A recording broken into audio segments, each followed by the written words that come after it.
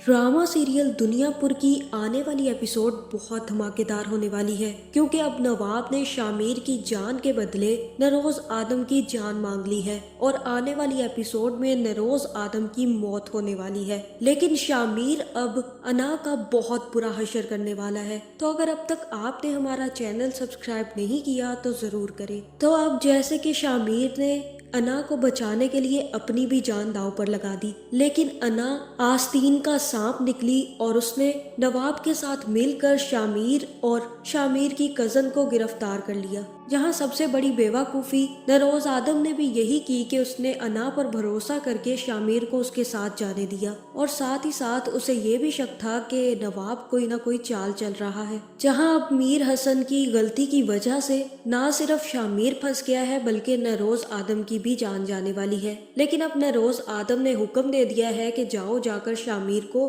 बचा कर लाओ, जिसके बाद मीर हसन सीधा नवाबों के पास पहुंच जाएगा, जहां शामिर और शामिर की कजन को दोबारा से पिंजरे में बंद कर दिया है। और जैसे ही शामिर को होश आएगा, अना, नवाब साहब और जामिर शामिर से मिलने जेल में पहुंच जाएंगे, जहां फिर नवाब साहब अना से कहेंगे कि आज तुमने मेरा सर फख्र से बुलंद कर दिया, जो काम तुम्हारे 4 भाई भी ना कर पाए वो तुमने कर दिया अना। जहां फिर यहाँ शामिर अना से कहेगा कि अना, मैंने तुम पर भरोसा किया था और तुमने मेरे साथ दगाबाजी की, मैं तुम्हें कभी माफ नहीं करूंगा। जिसके बाद अना वहां से चली जाएगी।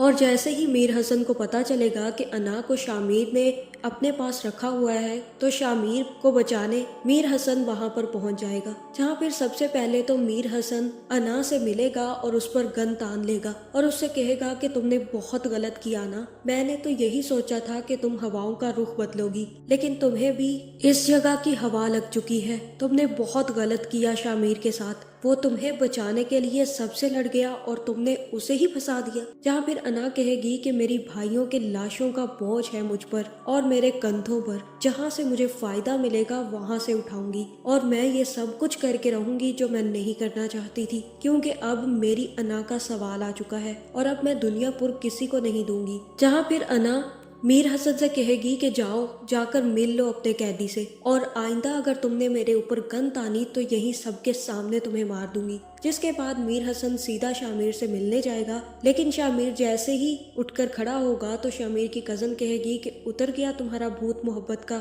बहुत शौक था ना तुम्हें इस लड़की से मोहब्बत करने का जिसने तुम्हें अब धोखा दे दिया है। जहाँ फिर शामिर कहेगा कि बहुत पछताएगी, अना को अब पछताना ही पड़ेगा, क्योंकि जब मैं यहाँ से निकला मैं इसे जिंदा नहीं छोड़ूंगा। और जैसे ही मीर हसन शामिर से मिलने आएगा तो शामिर कहेगा कि मैंने बहुत बड़ी गलती कर दी, मुझे इसे बचाना नहीं चाहिए था, इसे तो उसी वक्त मर जाना चाहिए था, ये भी आस्तीन का सांप निकली। जहाँ फिर मीर हसन कहेगा कि मैं अच्छे से जानता हूँ ये सब कुछ अना ने किया है, लेकिन मुझे खुद नहीं पता था कि अना इतना बड़ा धोखा दे सकती है। और तब शामिर कहेगा कि क्या ऐसी चीज मांगी है नवाब ने हमारी रहाई के बदले। और तब मीर हसन कहेगा कि मुझे यकीन है कि वो दुनियापुर और कुछ पैसे के अलावा और कुछ नहीं मांगेगा। जहां अब इन सब की यही उम्मीद है कि नवाब दुनियापुर को मांगेगा, लेकिन नवाब ने तो खुद अपनी बहुत बड़ी चाल बिछा रखी है। जहां फिर मीर हसन जैसे ही नवाब से मिलेगा तो नवाब कहेगा कि जाओ जाकर तुम एक दफा